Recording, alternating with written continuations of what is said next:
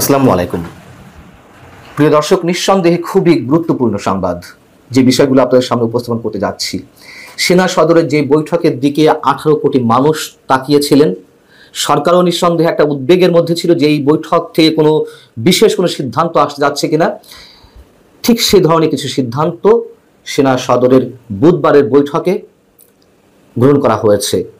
এবং এটুকু শুরুতে বলে রাখি যে এই সিদ্ধান্তগুলোর জন্যই মানুষ অপেক্ষা করছিল। আমরা যারা সাধারণ মানুষ নিঃসন্দেহে তাকিয়েছিলাম।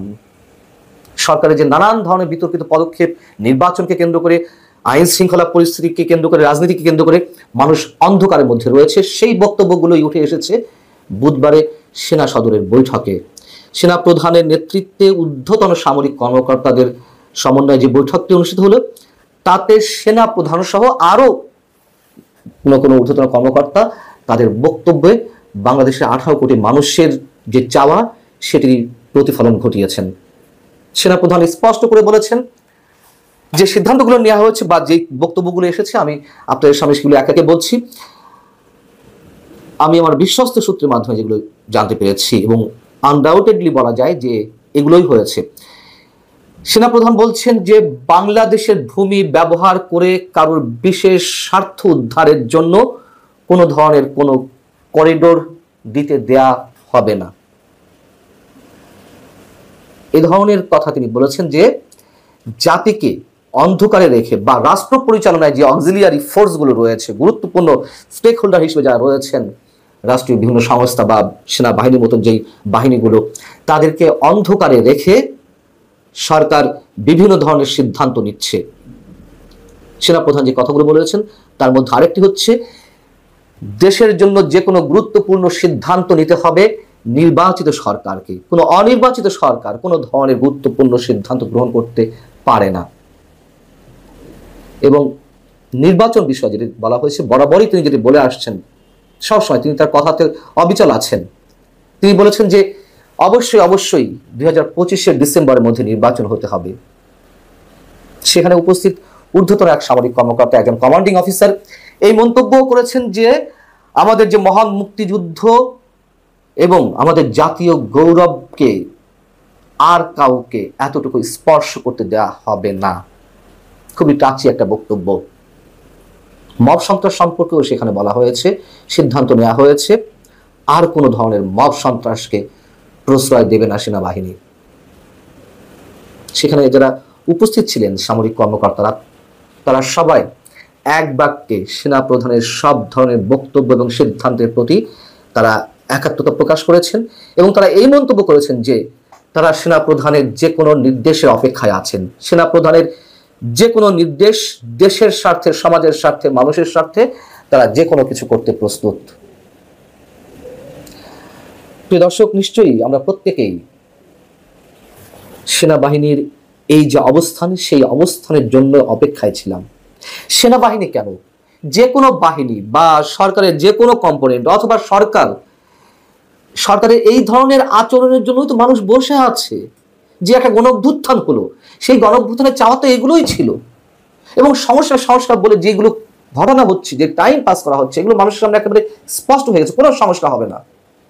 এগুলো মূলা ঝুলিয়ে রাখা হয়েছে মানুষের সামনে। মব সন্ত্রাস কেন সেনাবাহিনী বন্ধ করতে পারছে না, বিশেষ কোনো ব্যবস্থা নিতে পারছে না? কেন আমাদের মুক্তিযুদ্ধের উপরে একের পর এক যে আঘাত আসছে, মুক্তিযুদ্ধের স্মৃতিচিহ্নগুলো যে ধ্বংস করা হচ্ছে প্রত্যক্ষ এবং পরোক্ষ কোনো বিশেষ গোষ্ঠীর সহযোগিতায়, সেগুলোর বিরুদ্ধে কেন সেনাবাহিনী কোনো অ্যাকশন নিচ্ছে না? এই প্রশ্ন তো অগণিত মানুষের, আমার মনেও ছিল। কিন্তু আমার একটা দৃঢ় বিশ্বাস প্রথম থেকে ছিল, আমি এর আগের কন্টেন্টেও বলেছি, সেনাবাহিনীকে কেউ বিতর্কিত করুক অথবা সেনাবাহিনী বিতর্কের মধ্যে যতটাই পড়ুক, শেষমেশ জাতির স্বার্থে, মানুষের স্বার্থে, দেশের সার্বভৌমত্বের স্বার্থে সেনাবাহিনী কঠিন সিদ্ধান্ত নেবে। সেটি দেখা যাচ্ছে, আমরা দেখতে পেলাম আপাতত। এবং আমরা নিশ্চয়ই অপেক্ষায় থাকবো যে এই সিদ্ধান্তগুলো কিভাবে বাস্তবায়ন হয়। এবং আমরা আশা করব সরকারকে, যারা সরকারের একটি বিশেষ অংশ, পুরো সরকার ব্যবস্থাকে যারা উল্টো পথে পরিচালিত করতে চাইছে অথবা এর পেছনে যে ম্যাটিকুলাস ডিজাইন রয়েছে সেগুলো বাস্তবায়নের জন্য যে একটি বিশেষ গোষ্ঠী তৎপর রয়েছে, আমরা চাইবো তাদের শুভ বুদ্ধির উদয় হোক। দেখুন, আমি বারবার যতবার হতাশার কথা বলি, সব শেষে কিন্তু একটি কথা আমার বিশ্বাস থেকে আমি বলি, যতই খেলা হোক, যা কিছুই হোক না কেন, শেষমেশ আমাদের যে মুক্তিযুদ্ধ চেতনা, সেটাকে ভুলণ্ঠিত করা যাবে না। মানুষের যে চাওয়া, বাঙালির হাজার বছর যে সংগ্রাম, যে ইতিহাস, এগুলোকে পারমিট করে না। হয়তো অনেক ধরনের সংঘাত, সংঘর্ষ, রক্তপাতের মধ্য দিয়ে আমাদেরকে এগিয়ে যেতে হয়েছে, এবং দিন শেষে আমাদের যে শুভকামনাগুলো, সেগুলোই বাস্তবায়ন হয়েছে। এখন যেহেতু সরকারের শীর্ষ মহল এই বৈঠক নিয়ে উদ্বিগ্ন ছিল, এবং সেই জায়গা থেকে সম্ভবত গত মঙ্গলবার প্রধান উপদেষ্টার নেতৃত্বে 3 বাহিনীর প্রধানের উপস্থিতিতে যে একটি হাই প্রোফাইল মিটিং হলো, যদিও সেটি বলা হয়েছে আইন শৃঙ্খলা সংক্রান্ত উচ্চ পর্যায়ের বৈঠক, এর আগে আমি বলেছি যে এই শব্দের মধ্যে অনেক ধরনের রহস্য লুকিয়ে আছে, যেখানে পুলিশ প্রধান উপস্থিত ছিলেন না। যাই হোক, যথেষ্ট গুরুত্বের সঙ্গে নিয়েছিল এই বৈঠকটি সরকার, যে কি হতে যাচ্ছে, কি সিদ্ধান্ত নিতে যাওয়া হচ্ছে। এবং আমার মনে হয় যে এগুলোকে কেন্দ্র করে যদি মুখোমুখি কোনো অবস্থানে কোনো পক্ষ দাঁড়িয়ে যায়, নিশ্চয়ই সেটি দেশের জন্য ভালো হবে না। আবারও বলি, দিন শেষে এগুলো টিকবে না। অনেকের সাময়িক স্বার্থ হাসিল হতে পারে, উদ্ধার হতে পারে। আরেকটি কথাও সবসময় বলি যে এদেশের মানুষের ভাগ্য নির্ধারণের ক্ষমতা এখনো মানুষের হাতে এসে পৌঁছায়নি। এখনো বিদেশি শক্তিগুলোর হাতে সেই ভাগ্য বন্দী হয়ে আছে। কিন্তু তারপরেও সত্য কথা, জনগণই শেষ কথা। এই জনগণকে কাজে লাগিয়েই বিদেশি শক্তিগুলো সবকিছু হাসিল করার চেষ্টা করে।